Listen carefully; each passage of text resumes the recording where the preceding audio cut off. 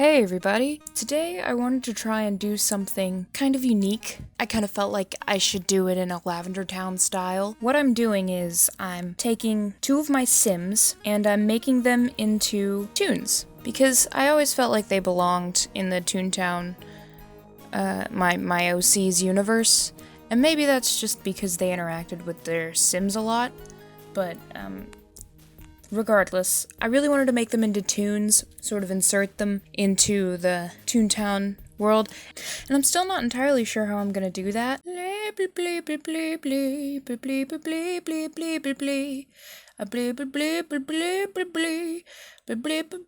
Oh, and sorry about the Skype stuff. I was kind of discussing how I was gonna design them. Basically, I asked him what species they should be, and he basically said what I was already thinking, so yeah. Anyway, first off we have Melanie. She's kind of a musician. In The Sims, she got her main form of income was going out to different clubs and playing guitar for tips, and she got a lot of tips because she was, really good. She's kind of a musical prodigy. So the first thing that I wanted to do was I wanted to sort of express her cuteness, because that was what I had in mind when I was designing her for the first time in The Sims, was that she's just very cute, very trendy, like kind of pastel. So I tried to kind of go for like an aloof expression. I really didn't want to make her a rabbit because, she 100% wears beanies and she's gonna have droopy ears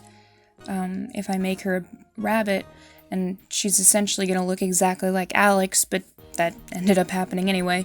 So I figured I'd kind of break the rules of my style and give her little bits of hair, falling out of her beanie. Just because, well, it just didn't feel right without some sort of something. And of course her ears work as a sort of pretend hair, but really, like, she needed a little bangs, So then I gave her the ears, and I kind of tried to make it look like her hairstyle. I realized at this point that her posture was kind of funky, so I, moved her head, and I made her kind of go from a shyer, sort of reserved character to more upbeat and happy, kind of to contrast Alex, so that they had a bit of, difference. And plus, she's a very friendly, fairly outgoing type. Even though she gets very invested in her music, she still is very interested in, talking to people and making friends and being kind. So since she's a musician, I put a guitar in one hand and a microphone in the other, and I seem to be struggling with my arms today for some reason. So then I tried to get her figure, and her figure's kind of different from most of the Toons that I do. So, she's got bigger hips, bigger chest. So I just went ahead and did that. Of course, I didn't have to worry too much about the hips because I could just obscure it with a skirt. That's whatever, I gave her little buck teeth just simply because, well, it made her unique, and that kind of feels natural for her. As a rabbit, it would make sense that she would have little buck teeth. It looks cute, and she is cute. And I didn't do all of the face jewelry like like her Sim has, because, well, in Toontown that's not really a thing, even though Alex does have it, that would just be another thing that would make her similar to Alex, and I'm like, this is ridiculous. So so at this point I'm trying to decide on her color. So when deciding on her color, I realized that she's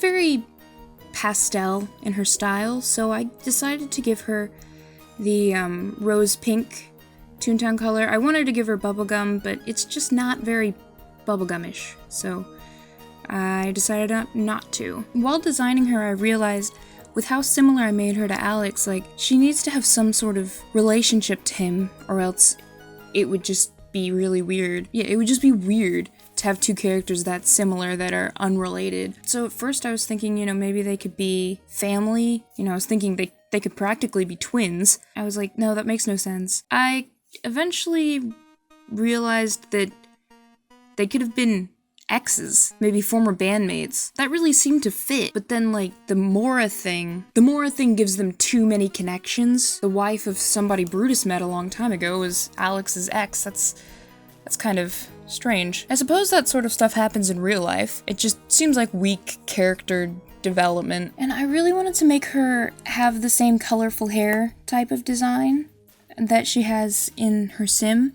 So I decided that I would just add that light green color. So I just kind of made it like she dip dyed her ears. Because that makes sense. Alex actually dyed there for green, so it's not too far off. So next up is Maura. And I kind of forgot what she looked like. She's very intimidating, of course, but she's actually got a very rounded nose. As you can see, I'm sort of tracing that out there. She has very nice makeup, like, very, like, on point, and she's just kind of rounded in general. She's plus-sized, but I wouldn't say that she's, actually fat. She's just, you know, muscular and then soft. And so I realized, well, crap, she's a dog. Ollie agreed, she's a dog. And I really didn't want to make her a dog because Alex's boyfriend is a dog. I eventually realized, you know what, I'm just gonna go with it. They can be a contrast. So I kind of looked up the shape of a pit bull's head, and decided that I would kind of go with that. So I made the top of her head thicker and wider. And then I gave her kind of a heart-shaped dimple on the top of her head. I wanted to make her ears short, but then, you know, it just didn't make sense, because every other dog in my style has the long ears. I accidentally made her look kind of snooty at first, but that wasn't what I was going for. I was going for mean and intimidating. Like, she's a mob boss.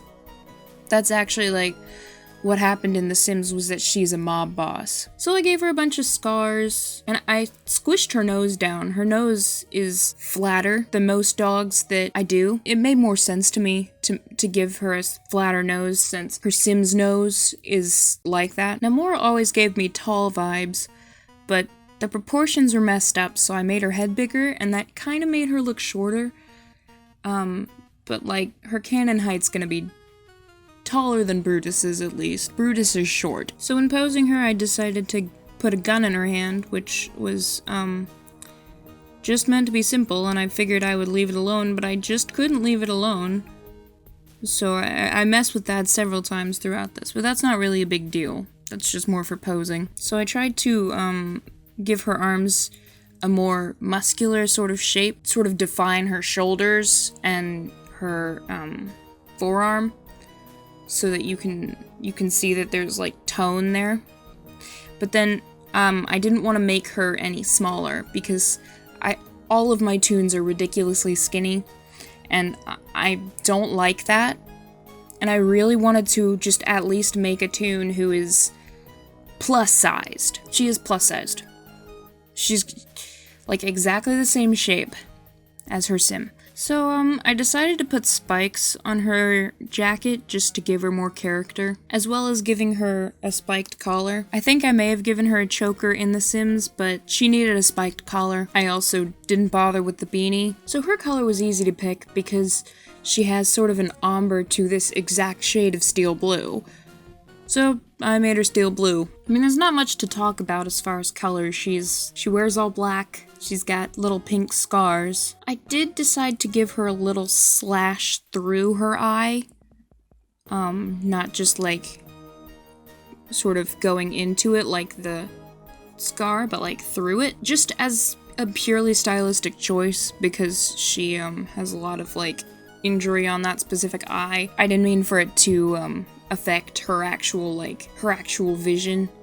It's just more of a design thing. So there you have it, Maura and Melanie Mullins. They are now officially part of the canon, although nobody knows the canon, and I don't know how they're connected yet. They are there though.